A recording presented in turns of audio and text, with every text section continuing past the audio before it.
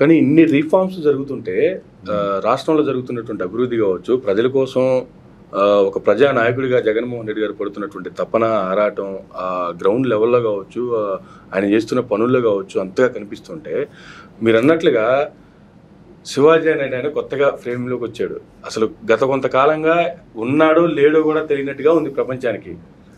ఒక 10 years back, 6 years back, 8 years back రోజు ఇప్పుడు రఘురామకృష్ణరాజు గారు రోజు రచ్చబండి అని చెప్పే విధంగా జనాన్ని సాగుకుంటున్నారు. అదే రకంగా బీజేపీని తిట్టడం అదే పనిగా పెట్టుకొని టీడీపీకి సపోర్ట్ చేసేలాగా ఆయన స్పీచ్లన్నీ ఉండేవి. కానీ ఇప్పుడు కొత్తగా వచ్చి ఆంధ్ర రాష్ట్రంలో జాబ్స్ లేవు, ఎవరికి భూమి మిగలటం లేదు, అభివృద్ధి అనేది లేదు, ఈ 3 అంశాలు నన్ను చాలా బాధ పెట్టాయి.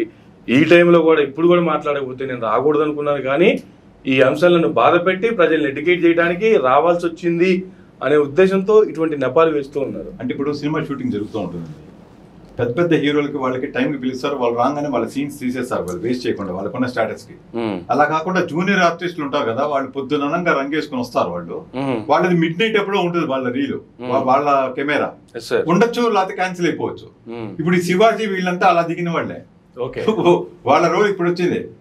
ఆ ఫోన్ చేసి ఆ శివాజీ అని మర్చిపోయాం, ఆయన రమ్మని రేపు ఆయన రోల్ ఉంది వచ్చి ఒక స్టేట్మెంట్ ఇచ్చాడు. అర్థమవుతుందా మీకు? ఇట్లాగా ఫోన్లు చేసి ఇట్లా మామూలుగా, అంటే మనం చూడలేదు కానీ జనరల్ గా కొంత ఇమేజినేషన్ తో చెప్తున్నా, ఆయన ఎవరయ్యా మా ఏదో గరుడు పొలం అని చెప్పించాం అప్పట్లో, అతన్ని కొంచెం రమ్మని రేపు ఫోన్ చేసి ఒక స్టేట్మెంట్ ఇచ్చేస్తాడు, 10 రోజులే ఉన్నాయి ఎలక్షన్ అని చెప్పి. ఈయన రవికి పోయి, లేకపోతే శివాజీతోనే ఫోన్ కాకుండా రవి ప్రకాష్ చేసి మీ ఫ్రెండ్ ఎవరు ఉన్నాడుగా ఆయన చేత కూడా స్టేట్మెంట్ ఇప్పించేసే అని చెప్పుంటారు. అందుకని చెప్పి గబగబ స్టేట్మెంట్ ఇచ్చేసారు రాత్రి. అదే that Rayalaseema strong punch, 100% guarantee punch. అది కష్టం, ఇంపాసిబుల్ ఆ కొండను పగలగొట్టడం ఐసీసీ. అటువంటి చోట ఏదో జెన్యూనిటీ కోసం అన్నట్టుగా, కొంచెం అబద్ధంలో కూడా జెన్యూనిటీగా చెప్తున్న ప్రాక్టికాలిటీ ఉన్నట్టుగా అంతా జైలో ఒక రాయలసీమ వర్క్ చేశాము 29, 22. అది అసలు అర్థం పొద్దం ఉందా ఎక్కడైనా? కనీసం వినసొంపుగా ఇదిగా ఉందా? కొన్ని చోట్లేమో 200-300 తేడాతో ఇట్లా వస్తుంది, అయితే మెజార్టీలు తగ్గుతాయి, ఏదో చెప్తే ఇది ఉంటుంది. కానీ ఇది అసలు ఒక రూల్ అవుట్ కదా, అసలు ఎవరు నమ్మరు, ఇంత చీపా అన్నట్టుగా అయిపోయేటువంటి స్టేట్మెంట్లు ఇస్తే ఎట్లా చెప్పండి? పీకే చేత ఇప్పించారు, ఎవరు? ప్రశాంత్ కిషోర్, ఆయన చేత కూడా ఇప్పించారు. ఎవరికైనా నా క్రెడిబిలిటీ ఉందనుకుంటే మీరే అనుకోండి, నన్ను పిలిచి శ్రీనివాస్ గారు మీరు రావాలి అలాగే అని చెప్పి మొహమాట పెడి, లేకపోతే నాకు డబ్బులో ఇచ్చి మొహమాట పెట్టో, ఏదో లాస్ట్ టైం మన మధ్యన ఉన్న స్నేహాన్ని గుర్తు చేసో ఓ స్టేట్మెంట్ ఇప్పించేస్తే పోలా. ఎందుకంటే ఈయనకు ఒక 10 ఓట్లు పడిన చేంజ్ అయినా అయినట్టే కదా. వాళ్ళు మాట్లాడే కదండి, ఒక 100 ఓట్లు కొన్నట్టే మన విలేజ్ లో. ఆ ఎదవలు ఈయన వెదవలు ఉంటారు చూడండి, ఆ ఎదవలను ఎవరో పట్టుకోండి, వాళ్ళకి బెల్లం మెడలు ఉంటారు.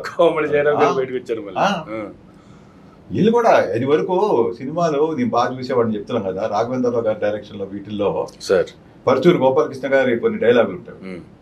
రాఘగోపాలరావు అంటే వాళ్ళు, అయ్యా మీరు అన్ని ప్రామిసులు చేసేస్తున్నారు, ఎలాగండి ఇవన్నీ ఇచ్చేవంటే, ఇచ్చేవాళ్ళకి భయం అయ్యా, మనం ఊరికే ప్రామిసులు చేసేస్తున్నాం.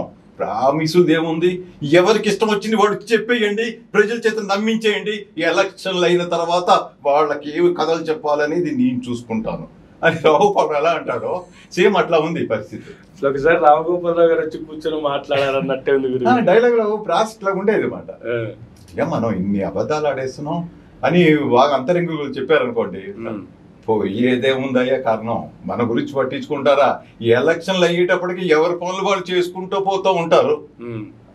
మనం చెప్పే మాటలు కమ్మగా ఉండాలి, చెవిలో పువ్వులాగా ఉండాలి. పువ్వు పెడుతున్నట్టే వాడికి తెలియదు, ఈలోగా ఎలక్షన్లు అయిపోవాలి.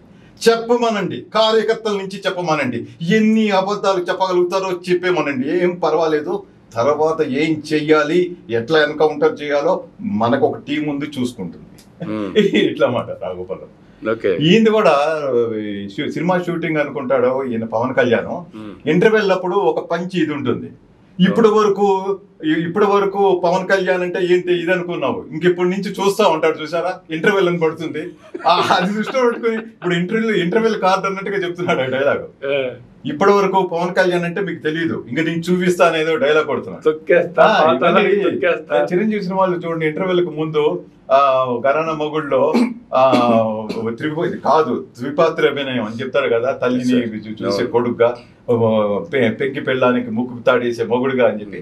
సో కార్డు పడుతుంది ఇంటర్వ్యూషన్ అంటే నెక్స్ట్ ఇంట్రెస్ట్ అట్లా అనుకుంటున్నాడు పాపం ఆయన. చాలా సార్లు పవన్ కళ్యాణ్ది ఆ సేమ్ సినిమా షూటింగ్ లాగానే ఫీల్ అవుతున్నాడు, బట్ రియాలిటీలోకి ఇంకా రావట్ల, కనెక్ట్ అవ్వట్ల. ఆయన రియల్ పొలిటీషియన్ గా ఆయన రిఫార్మ్ అవ్వట్ల. ఇదేమన్నా ఒక రకమైన సైకలాజికల్ డిజార్డర్ అంటారా? సైకలాజికల్ ఇది అంటే ఫిట్ కొంతమందికి డ్రైవింగ్ ఎంత నేర్పినా రాదండి. కొంతమందికి డ్రైవింగ్ ముందు ఇలా ఇలా ఇలా అని చెప్తే పూటగా నేర్చేసుకుంటారు. కొంతమందికి 1 year అయినా కూడా ఇంకా భయమే అమ్మ నేనని. నేను అనుకోవడం పవన్ కళ్యాణ్ గారికి ఒకసారి గ్రాండియోస్ అంటే ఎస్ నేను సాధించగలను, ఏమైనా చేయగలను అని చిటికలు ఇచ్చినట్టుగా ఉంటుంది. ఆ రోజు ఉత్సాహంగా తొందరగా స్నానం చేయడము, పనులు చేయాలనుకోవడము, కాని వాళ్ళకు కూడా ఫోన్లు చేసి నేను చూసుకోండి అనడం ఇవన్నీ ఉంటాయి. తర్వాత 2 రోజులు ఎండలో తిరిగాక లేకపోతే ఏదో నేను ఎందుకు పనికిరాను నిజమే వాళ్ళు అంటుంది అని పైకి చెప్పలేకపోవచ్చు, కానీ వీళ్ళు టైల్ అయిపోతూ ఉంటారు. అంటే కొంచెం బైపోలార్ ఇదిలో ఉంటుంది అన్నమాట. అంటే వస్తే గ్రాండియోస్, నాకు చాలా శక్తి సామర్థ్యాలు ఉన్నాయి, నాకు చాలా గ్లామర్ ఉంది, అసలు నాకు చాలా సెలబ్రేషన్ ఇది ఉంది, నాకు వాల్యూ ఉంది అని చాలా అనుకుని వచ్చేస్తుంది ఎనర్జీ, విపరీతంగా అగ్రెసివ్నెస్ అది వచ్చేస్తుంది. ఎవరు నాకు లెక్కలేదు చూడండి చూపిస్తాను అన్నట్టుగా. కానీ అది ఎక్కువసేపు నిలబడదు. అంటే కెమికల్ రియాక్షన్స్ బాడీలో జరుగుతూ ఉంటాయి, థాట్స్ లో వాటిలో సెట్ బ్యాక్ వచ్చేస్తుంది. ఎమ్మటే ఇన్ఫీరియారిటీలోకి వెళ్ళిపోయి సాడ్నెస్, డిప్రెషన్, అది దానికోసమని బాగా అంటే నాకు ఆయన స్మోక్ చేస్తాడో తెలియదు, కానీ దానికి డిఫెన్సివ్ మెకానిజం ఏంటంటే స్మోక్ ఇంకా ఇంక్రీజ్ చేయడం, డ్రింకర్స్ ఇంకా డ్రింక్ చేస్తూ కూర్చోవడం, అది సరిపోక ఇంకా డ్రగ్స్ తీసుకోవడము, పిచ్చ నిద్రపోవడము, ఎవరితో మాట్లాడినని చెప్పడం, ఎవరి ఫోన్ కాల్ వచ్చినా నాకు ఇవ్వద్దు, నన్ను ఎవరు మాట్లాడించకండి అనడం, మళ్ళీ చిన్నగా కోలుకున్నాక అప్పుడు మళ్ళీ కళ్ళు తెరుస్తారు, బయటకు వస్తారు. ఓకే, జనరల్గా ఇటువంటి విషయాలు పవన్ కళ్యాణ్ గురించి కొన్ని వింటూ ఉంటాం అప్పుడప్పుడు. అంటే ఫామ్ హౌస్ లోకి వెళ్ళారంట, ఎవరిని కలవరంటారు, ఫామ్ హౌస్కి వెళ్తే ఆయన పనులు ఆయన చేసుకోవడం, ఆయన రూమ్ లో ఆయన ఉండటమే, ఎవరిని రానివ్వరాట అక్కడికి. 2-3 రోజులు అయిపోయిన తర్వాత నిదానంగా అప్పుడు ఒక్కొక్కరిని పిలిపించుకొని మాట్లాడుతుంటారు అనేటువంటి జనరల్గా ఈ పార్టీ మీటింగ్లకు వెళ్ళినప్పుడు లేకపోతే వాళ్ళ ఇంటర్వ్యూస్కి వెళ్ళినప్పుడు వాళ్ళు చెప్పేటువంటి మాటలు అనమాట. అతనికి కొంత గైడెన్స్ కూడా ఎవరినైతే 2-3 నమ్ముకుని పెట్టుకున్నాడో నాకు అదే అనుకుంటున్నాను. వాళ్ళు ఏమైనా తప్పుగా గైడెన్స్ ఇస్తున్నారేమో కూడా అనిపిస్తూ ఉంటుందండి. రియాలిటీ కాకుండా నువ్వేం మాట్లాడద్దండి, మీరు కూర్చోండి, మేము ఉన్నాం కదా, మీరు మాట్లాడితే లోపు అయిపోతారు, ఎవరిని లోపలికి రానికండి, మమ్మల్ని వినండి, 30 ఏళ్ళుగా నేను ఉన్నాం కదా అని చెప్పేవాళ్ళు ఉంటారు. నేను అనుకోవడం ఇలాంటి వాళ్ళు. మీరు రెస్ట్ తీసుకోండి సార్, మీకెందుకు ఈ శ్రమ, వాళ్ళు మీరు కలిసేదేంటి, నేను చూస్తా అంటారు, ఇక్కడ చేస్తారు. అట్లా కష్టం అది. ఏ బిజినెస్ అయినా ఈ పెద్ద హోటల్ నడిపేవాడు కూడా ఇడ్లీ పిండి వేసి ఇడ్లీలు వేయడం రావాలి, టిఫిన్ చేయడం. అట్లాగా ప్రతిదీ ఎవరో మనకు వచ్చి చేస్తారు అనుకోకూడదు. అది రియల్ ఇది ఉండాలి. నేను జగన్మోహన్ రెడ్డి గారనే కాదు, అట్లా నెక్స్ట్ జనరేషన్ లో ఇంకోటి రావచ్చు. ఎందుకు ఫేవరెట్లు అవుతారంటే ఆ సంకల్పం గొప్పదని నమ్మినప్పుడు, ఆ చేస్తున్న పనులు కళ్ళకు కట్టినట్టుగా కనబడుతున్నప్పుడు, ABCD అన్నట్టుగా లైన్ లో